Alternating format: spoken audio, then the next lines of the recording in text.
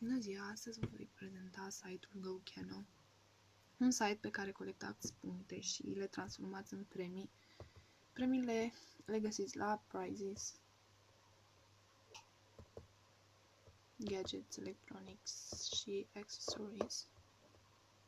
La fiecare veți vedea că sunt câteva premii, pixuri, tricouri, căni.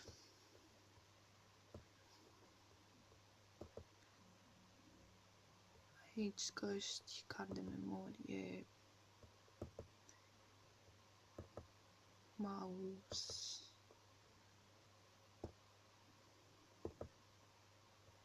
cameră foto, telefoane, iPad și în categoria aceasta aveți carduri cadou, selfie stick, carcase pentru telefon și smartwatch. Trebuie să intrați în fiecare zi pe acest site și să adunați puncte. Punctele le puteți aduna în acest fel: invitând prieteni, invite friends, complete the missions și va mai apărea și collect daily points. În fiecare lună sau de 2 ori pe lună va apărea restock, adică momentul în care trebuie să vă schimbați punctele în premii.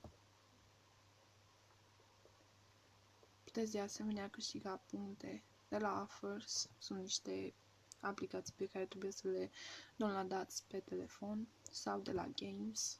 Este un singur joc, Egg Catcher, pe care îl downloadați pe telefon și de fiecare dată când vă jucați 6 jocuri, adică în interval de 24 de ore, veți primi un punct. Și cam atât. Cu cât aduceți mai mulți prieteni să se înscrie pe acest site, cu atât aveți șansa să câștigați mai multe puncte și să le transformați în premii mai valoroase. După cum observați aici, puteți lua iPhone 6 cu 1500 de puncte pe care le puteți strânge dacă aveți foarte mulți prieteni. Desigur că după ce aduceți 30 de prieteni veți trece la Golden Member, adică veți primi puncte duble de fiecare dată. La Collect Daily Points veți primi 2 puncte, la Invite Friends 2 puncte, la Complete the Missions 2 puncte. Deci pentru un prieten pe zi și toate cele veți primi 8 puncte în fiecare zi.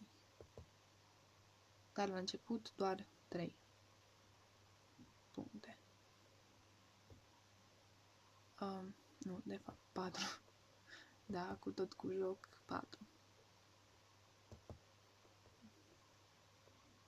Cam atât.